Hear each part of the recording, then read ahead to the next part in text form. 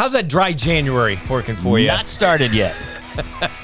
You almost sold computer software. You turned down Buddy Ryan when he asked for you to join the Eagles after the Super Bowl.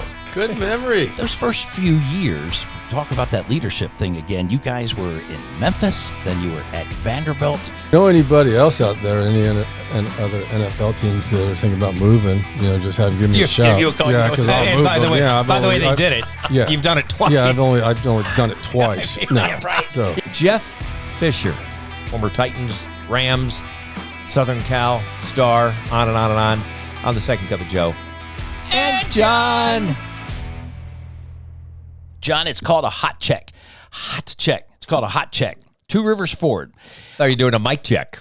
That's Instagram, Facebook at Two Rivers Ford. They call them hot checks, and they will just post what's the hot car right now. And you and I, the big Mustang drivers, as we have been for so long, here's the latest hot check. Now, by the time you look at this baby's going to be gone. I like that one. Isn't it beautiful? A pre-owned 2020 Mustang GT Premium. 30,000 miles, John, for a 2020. So you usually average about 10 grand a year for mileage. But here, under mileage and a great price of $34,000. So if you're looking for a vehicle, get on Two Rivers Ford, the Instagram and the Facebook, because they pop up their inventory all the time. And that's the price right there, John, $34,900. That's what you're going to pay. No haggle. You go buy it.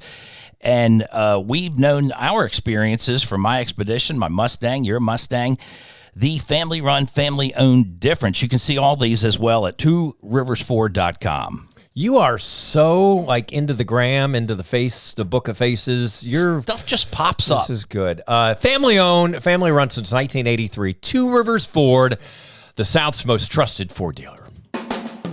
It's the Second Cup of Joe and John with Joe Elvis and John Dwyer.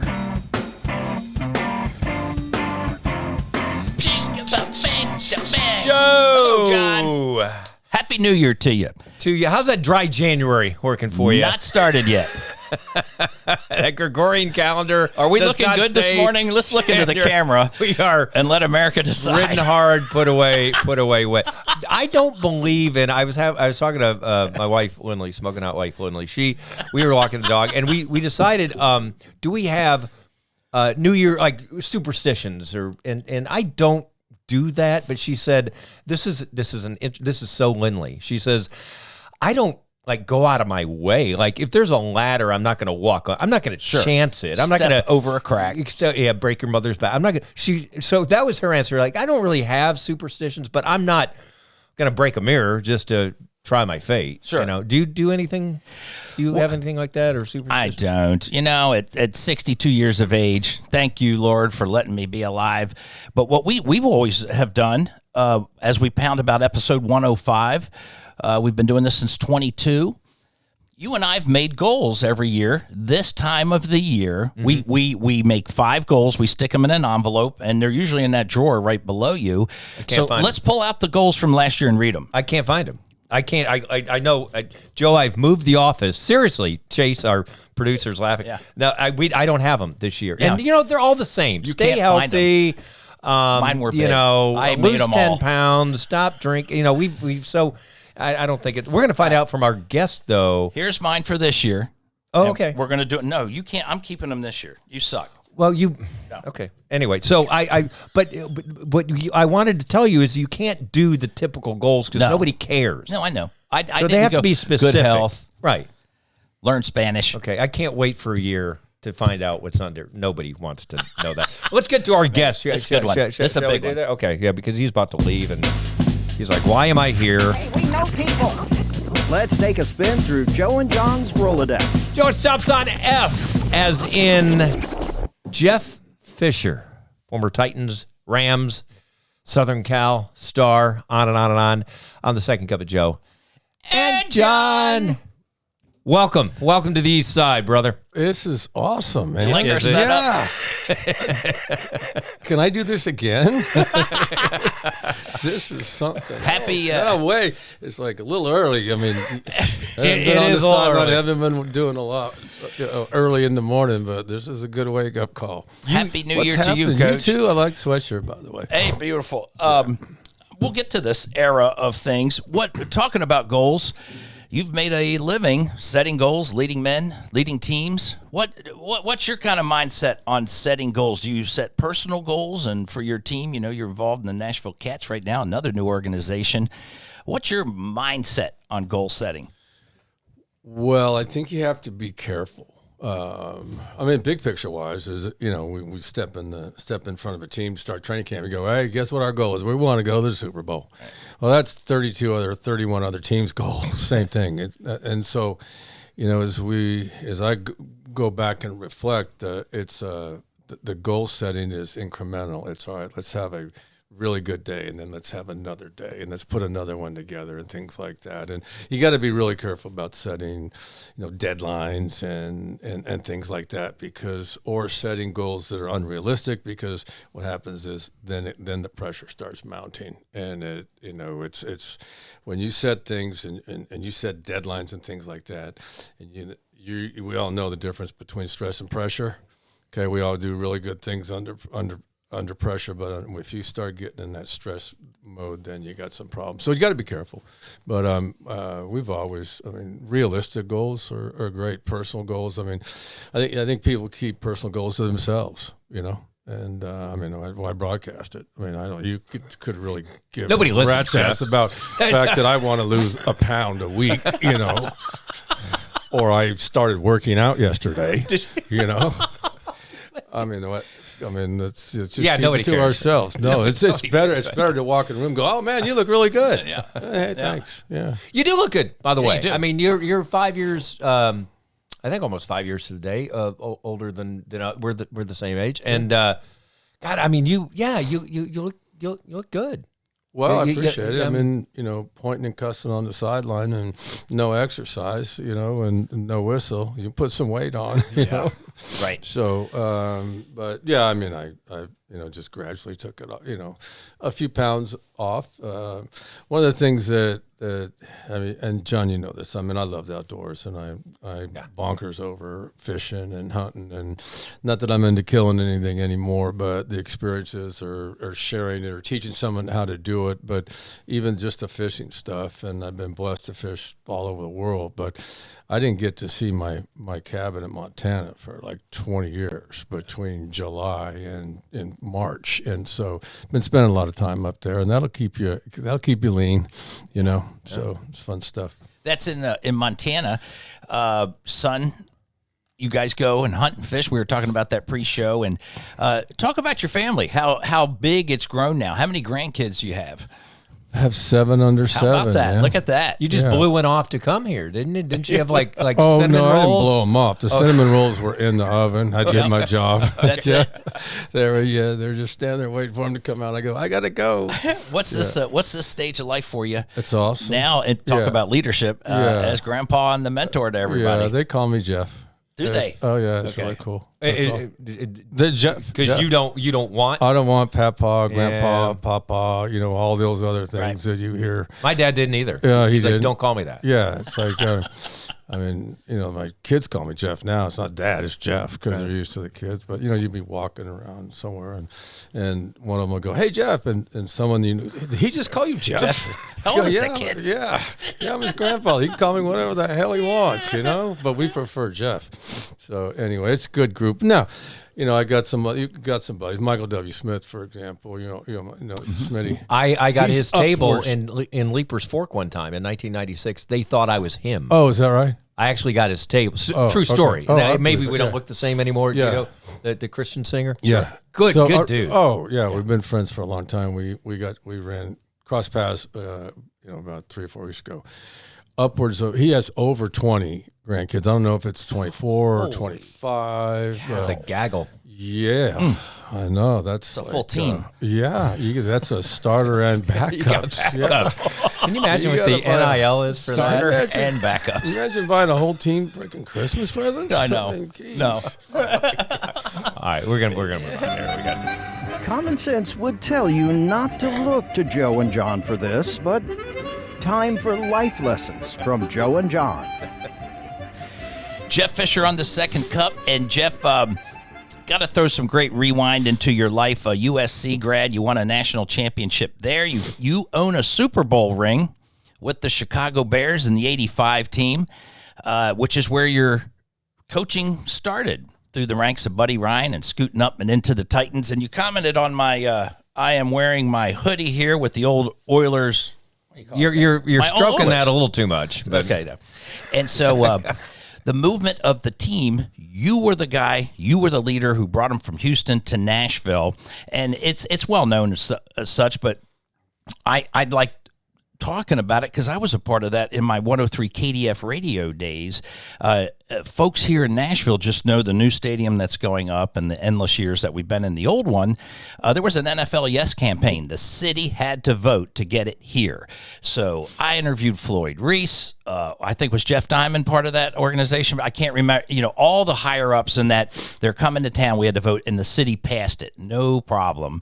But those first few years, talk about that leadership thing again. You guys were in Memphis, then you were at Vanderbilt. That just had to be a life lesson, a transition time of, I just want to do my job. But here I am herding cats and moving this large family from city to city to city. You were like wandering through Egypt for 40 years. That had to be probably a stressful time in your life, but a great time in your life. Well, if you know anybody else out there, any and other NFL teams that are thinking about moving, just have them give me a shout. Give you a call. Yeah, because I'll move. By the way, they did it. Yeah, you've done it twice. Yeah, I've only done it twice. No, yeah, right. So you're the man. Coincidentally, for the job. 2 and 14 teams you step into as the next year as head coach, and then by the way, now you're going to move. Yeah, thank you. So thanks. So I know how to do that. But to your point, I mean, it was really looking back and reminiscing. It was an amazing experience. The whole, the transition. Now you get past the political stuff and everything that was going on, the votes and all this stuff, and we stayed focused on the players. We kept building, and it teaches you how to build relationships real quick and build trust with people in an organization and players and so on and so forth. So, thinking back that. We moved the Oilers. Now, most people, when they think Oilers, they're thinking about Edmonton.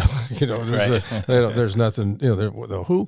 But it was really, it was a challenging experience. But to your point, Memphis and here and there and all that.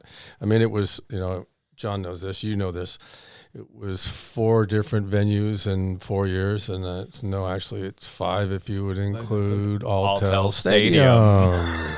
And by the way, that's happening tomorrow, isn't it? I think the Titans are in Jacksonville tomorrow, but as we speak here on Saturday. I didn't even know that, Jeff. You're more up on it than I am. But that was a great needle because the history with you in Jacksonville being your first game they scheduled against in '95. They opened up with you. Yes. Which I don't think you took that really?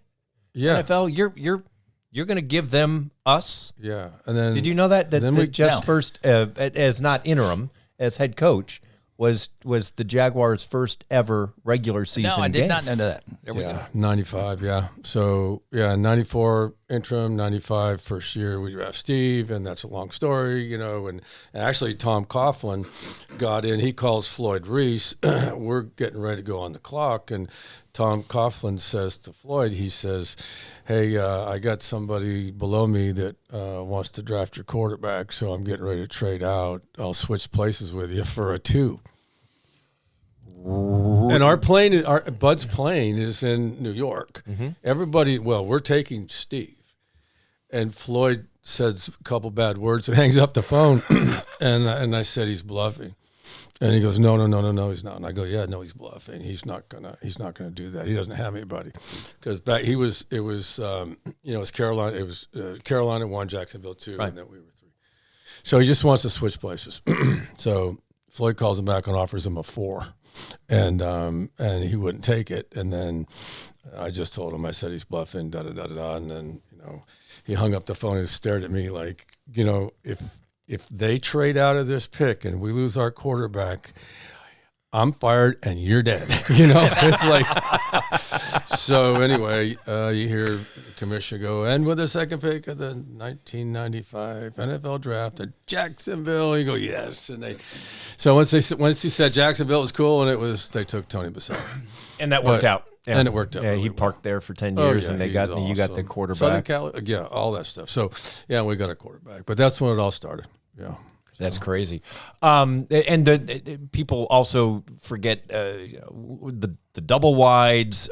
We would have video of practice with Dillards in the background, and you'd go chase the footballs down the hill. And I mean, I was people talking about this yesterday afternoon. Yeah, it's just funny how you guys were. There were D3 programs that had better things and setups. Wait a minute. And I'm not saying you have to complain about it, but nobody knows. We had to call Critter Ritter because we had a family of skunks underneath the stairs that walked right up into the main team meeting double wide. I mean, it was like this is the NFL. NFL.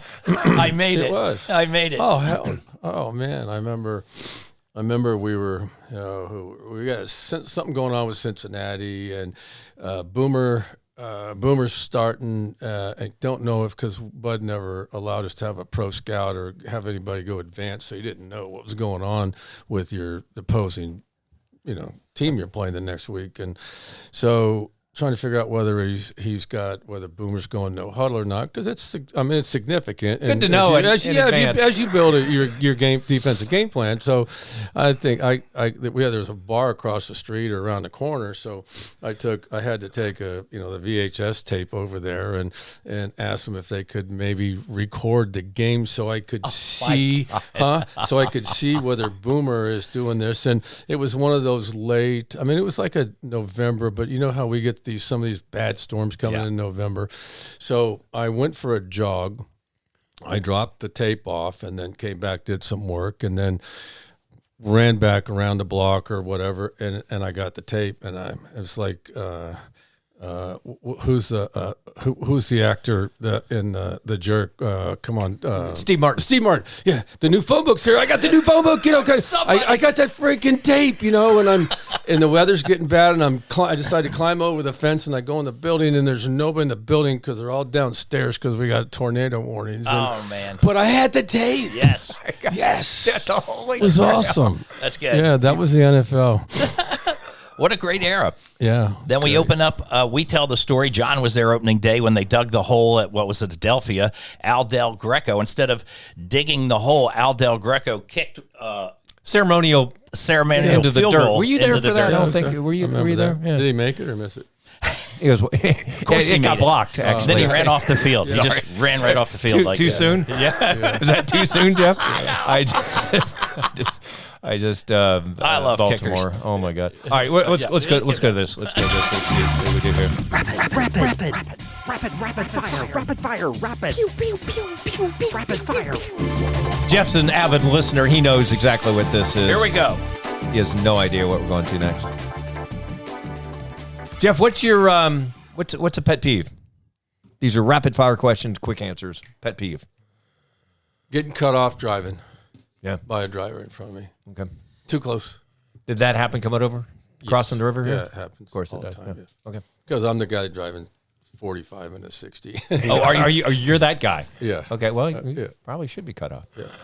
Jeff, what is something everybody in your industry in football should stop doing or start doing? Start listening. It's a lost characteristic. So the stop or start, however you look at it, people need to listen. As in, you're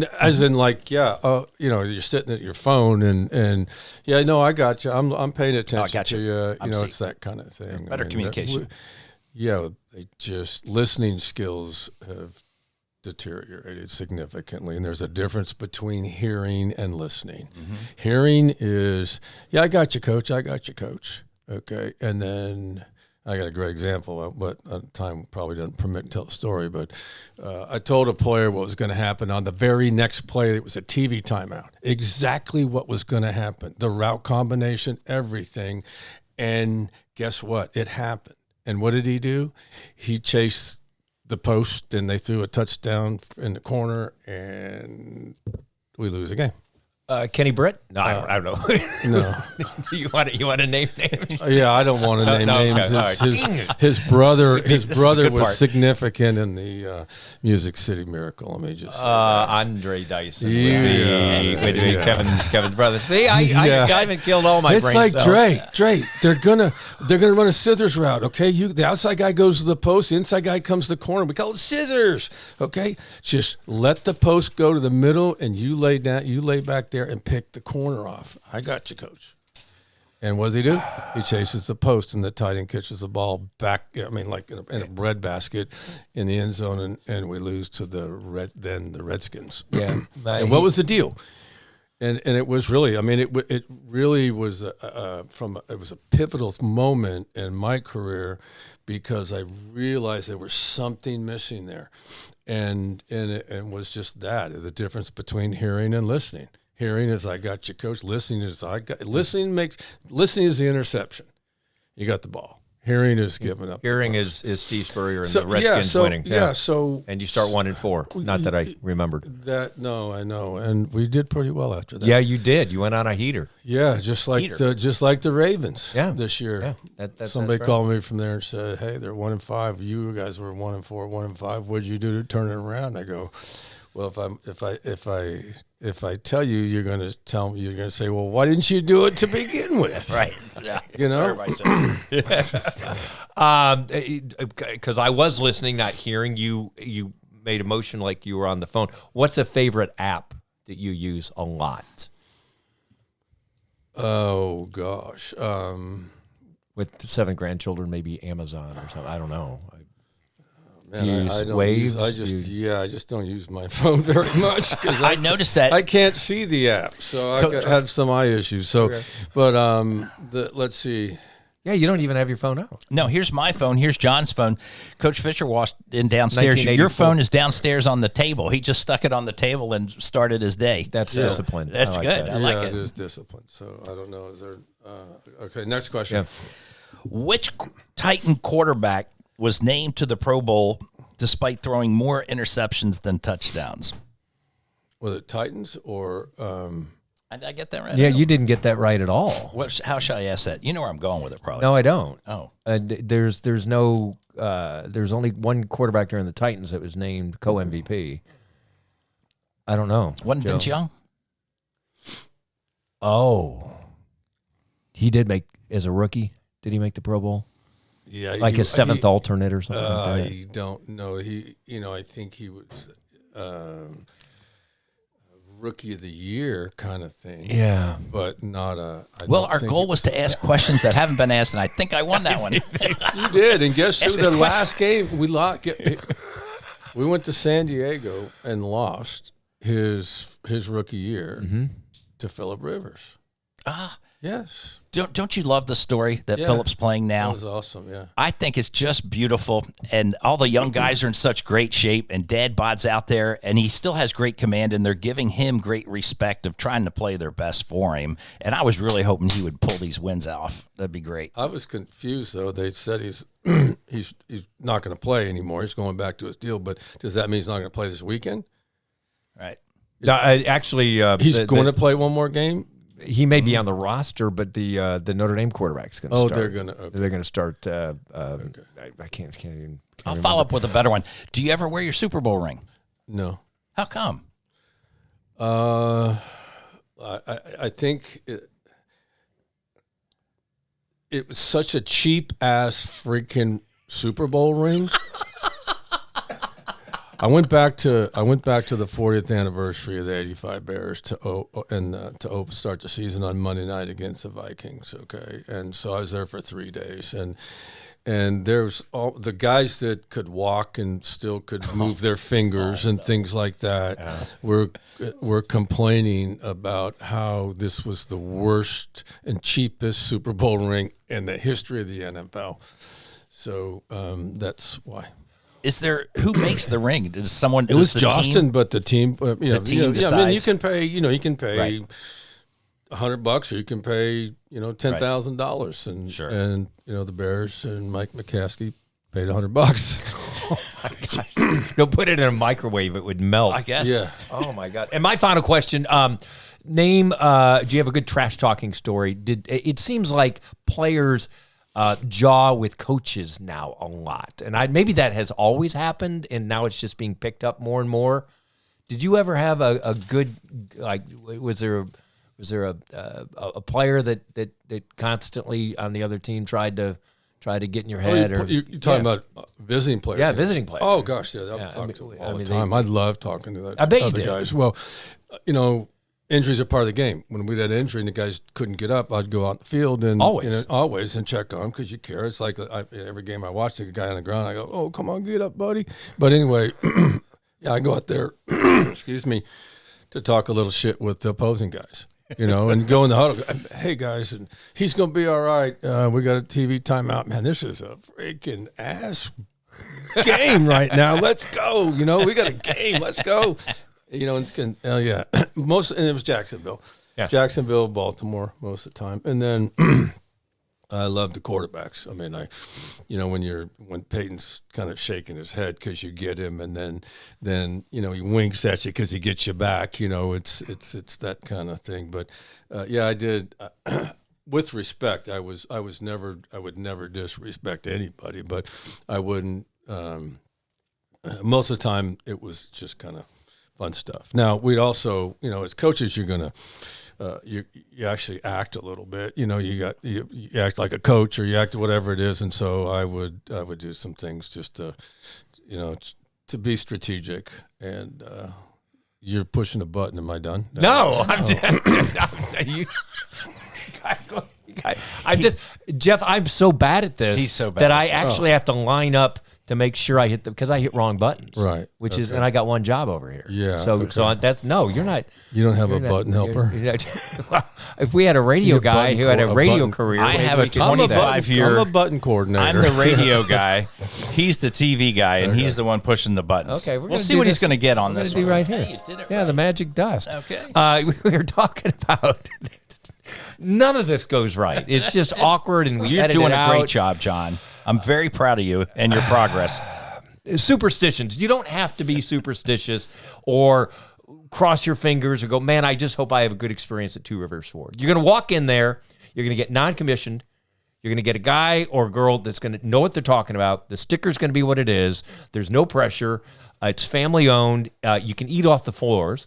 You can do mobile service. You can do it. You know one car dealer can take care of all that, and it's Two Rivers Ford. And I think that's a testimony. Literally, you just bought your 2025 Mustang GT from there. I already got 7,000 on it. Yeah, 7,000 miles. And I've done the mobile service where they come out and do Yeah. it, which is fantastic. That's firsthand for you. And mine's, I've talked to August Wiles. I booked mine. This mobile service we talk about is for everybody, not John, not me. You call, they will drop off a car for you, or they'll drop a car off and pick your car up. And it comes back clean. It comes back right the first time. Look at it online, tworiversford.com. Two Rivers Ford, the South's most trusted Ford dealer.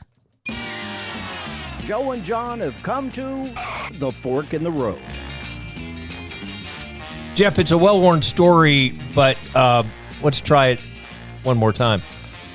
You almost sold computer software, I think. That was your fork in the road. You turned down Buddy Ryan when he asked for you to join the Eagles after the Super Bowl. Wow. You were going to play one more year because you thought, like all players, I got another year in me. And he told you, you don't. Right? Yes. Good memory. And so you were, maybe this, in an alternate universe, he never coached 16 years here and brought a team here and took them to the Super Bowl.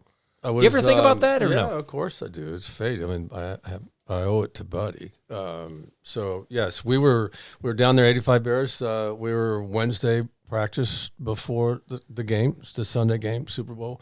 And he goes, hey, you and what's her name gonna get married? And I go, yeah. What's her name? The Rose Bowl queen. He goes, yeah. Well, you need to tell her to throw you a retirement party because you can't play anymore.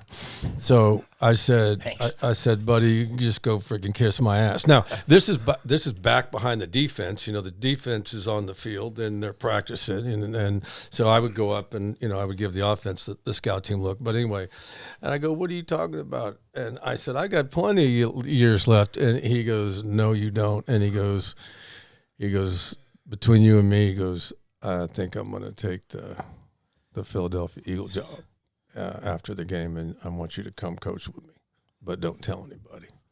So that was how it started. Yeah. And so I went obviously for the next 3 or 4 days, and the meeting the night before is kind of a historic meeting. But so it was like, all right, well, when do I need to let you know? And he said, I'll give you a week.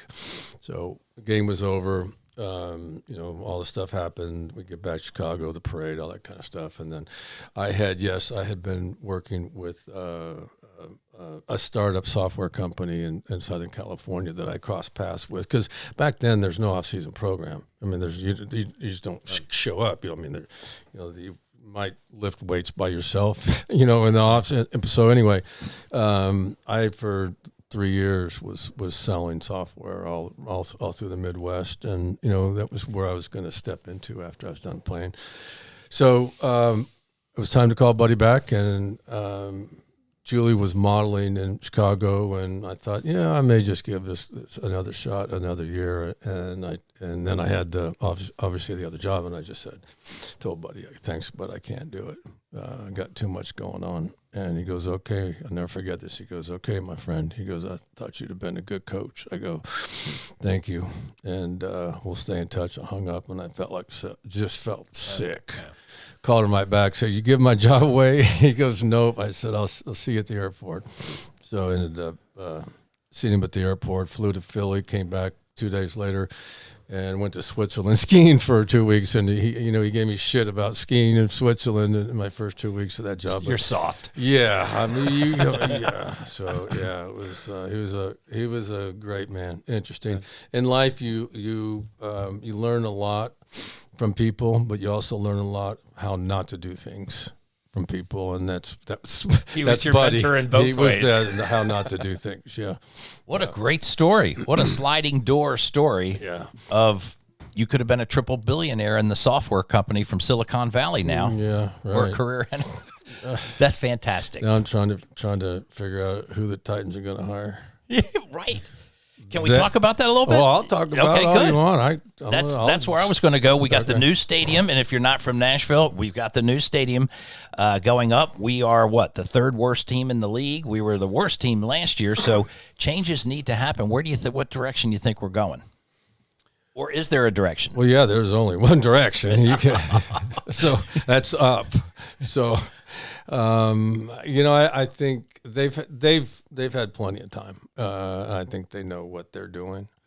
I would think after all this, but I might have to talk off air on who my recommendation would be, and it's not me. So, but it's someone that's been there before. So. Oh, great. Okay. Not at the Titans before. Yeah. Oh, okay. All right. But has done it before. I think. I've been. I watch games, and I watch them in particular just to watch the end of the first half and watch the end of the game. And watch game management, and how often and things get messed up, and this trend of going for it on fourth down, or not taking the points. Because does that make you break out in hives? Yeah, no. I just said, well, that's not going to work. I mean, probably not going to win because you just did that, but take the points. But anyway, there's over the last couple of years, Ben Johnson is the real deal, and it's not, you're gonna go out and hire these coordinators and that haven't been head coaches, and you can go back and do the research, but you probably hit on one of 5 or one of 6. Right.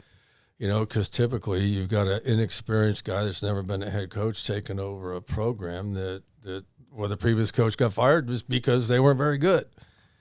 And so you bring someone in without any inexperience because you weren't any good, it's a problem. So I think they need someone with some experience.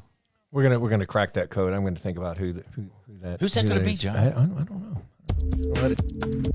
The after hours video. With the If there's coaches. anybody, any guest, your future's so bright you got to wear shades. There's a guy that had more pictures taken with shades on than off. Jeff Fisher.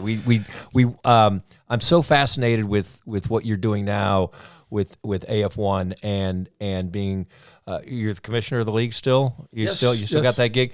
The Nashville Cats. I could wax poetic. I've been to a few games. It is a legit family entertainment for four, affordable.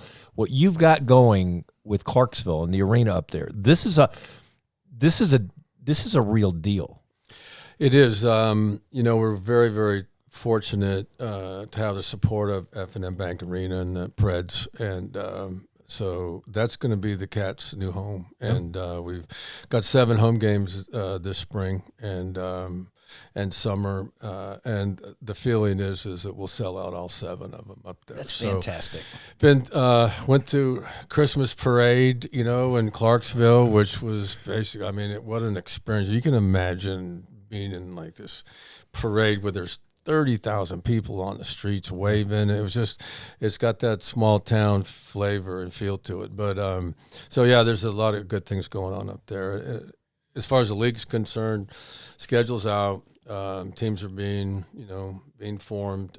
We've got probably 4 to 6 teams that won't play in 26 just because during the vetting process, we just want to make sure that everybody could carry their own. But, the league's growing. There's some international interest and streaming and, all that kind of stuff is going. It's going really well. Everybody's pretty much been placed on hold right now through the holidays, but we'll pick back up next week. And I've got some combine meetings, and I'll be flying out to some of the other our member club cities for meetings and things like that. So there's a lot of good stuff going on. Congratulations. What was the mindset? You guys played at Municipal Auditorium downtown Nashville. What was the mindset to relocate to Clarksville and say, hey, let's just take this outside of the city? And I think you answered your own question. It's that small town, like Clarksville's owning it. This is our team. Yeah, well, we finished this last season. The final home game last season was up there. And then coincidentally, the very next week, we ended up hosting a playoff game. And so we had back-to-back games there in Clarksville, and we had over 5,000 people. We sold them both out. So that's what, and nothing against Nashville and the traditions here, but, there's so many people, the history there, and I knew nothing about this gig 2 years ago. I didn't even know the rules or how many guys were on the field or what was going on when Bud bought it and, and Tim McGraw had a piece of it and all that. We were a little busy. I didn't know what's going on. Well, it's been a learning experience, but it's God put that brown thing with laces in my hands when I was about 7 or 8 years old. And so I'm just giving back. And this was a way to be able to give back and still stay in the game. The last time we talked to you, you were the head coach of the Michigan Panthers at the USFL. And talk about maybe just a quick comment on the dynamic of arena football, the USFL, the alternate leagues to the NFL. What's it going to take to continue to elevate them? If you love football, it's fun to watch. The crowds are maybe different sized, but what's the model of that? What's your guys' goals? I don't think it's. It's fair to compare the 11-on-11 game in the spring to the short field, the indoor world. The last time the 11-on-11 spring football was successful was Steve Young. Oh, yeah. And LA Express and all that. When the USFL was different, it just hasn't happened. And I did the 1 year gig for Fox because Fox was the majority owner of the USFL on that first year, and they asked for some help, and I told them I'd try to help them for a year, but I wasn't going to do it any longer than that. But this game, the indoor world is it's just so different, and it's just it's inside. It's sure. There's 8 guys on the field. You look down there, you're missing 3 guys. And the rules are different. There's no punting, and it's fun, and they can reach out and touch the players, and It really is a fun event. I just don't see. And this is me personally, and I'm not meaning to be disrespectful or anything, but I just don't see 11-on-11 football working. And now that unless you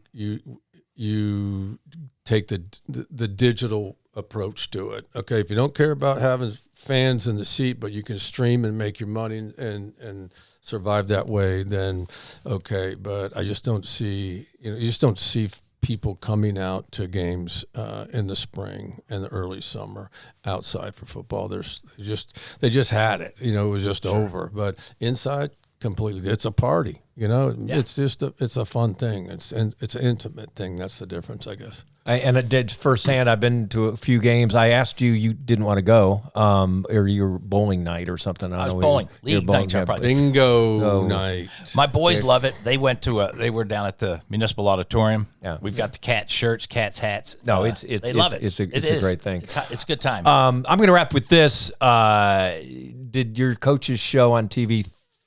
I think 13 of 14 years. I don't know, but it was one year. I moved to mornings and couldn't do the show. I wasn't covering the team. And Jeff, and I may have this totally wrong. If I do, it's pretty embarrassing. But Jeff, you called me and said, you got to do the show. And I'm like, I can't do that. It's not my gig. And you said, we're going to go out together. Yeah. and we did. We did. We did. So thank you for we're back. For getting and you've always answered. We've had some good conversations. I joke that the coaches show, which I've seen clips, and it to me it holds up, at least in my head, because we were doing things that Jeff allowed us to do that a lot of NFL coaches wouldn't allow, being out in an audience. But our conversations during the commercial breaks were the best content. And then I'd be like, Jeff, can we use that? That's a great no. So I want everybody out there to know the show could have been, it was good, but it could have been because the stories were fantastic. And you were great. Did you really say that about Brian Billick? Yeah, maybe. Welcome back. Yeah. And then nothing. Yeah. You two did a great job. You did a fantastic job hosting, and you guys had the live audience. Folks may not remember, it was at Opry Mills. Yeah. It was packed all the time through the great, exciting era of headed to the Super Bowl.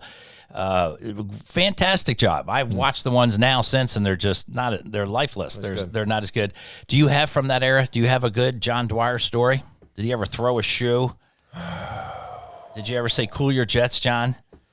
Did you ever? No, I can't, what was really cool was that we played off each other. Sure. So we could go from commercial back and start something else. And I have no idea what we're doing, but we figured it out.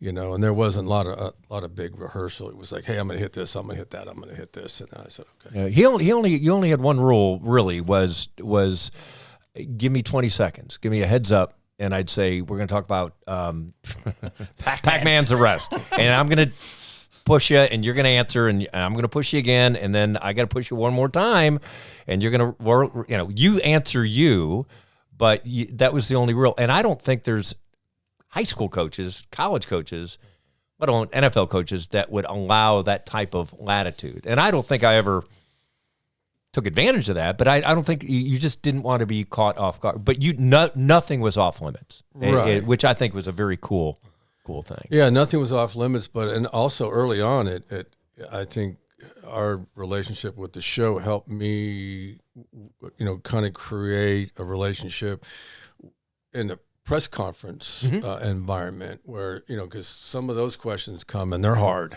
and so I learned how to bridge my answers really quick, but you never put me in that situation. Oh, it's fun. Hey, thanks for coming to the East Side, and we'll certainly support the Cats, and you're always about town. You made Nashville, you could have lived anywhere, and, I know you spent a lot of time in Montana, but you choose not, Middle Tennessee's better because you were here and because you're here. Well, I'd say, my family's blessed because we were here in Middle Tennessee too. It's hard to find a better place to live.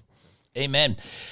Coach, may God bless you and keep you. Thank you, guys. And make his face shine upon you, your great grandkids, and your leadership. And good life, well lived. Congratulations. Thank you. Yeah, I'm still going to kick. I'm still kicking. Yeah, Still I kicking, got a lot to do left, but thank you. Bless you guys. Appreciate it. All right. Thanks for being on the Second Cup of Joe and John. It's the Second Cup of Joe and John as their guests expound on any and all topics within the realm of decency. Want to be a sponsor? Let a TV and radio guy help build your business. Email the show, secondcupofjoeandjohn@gmail.com. Now, hold on tight and grab another Second Cup of Joe and John.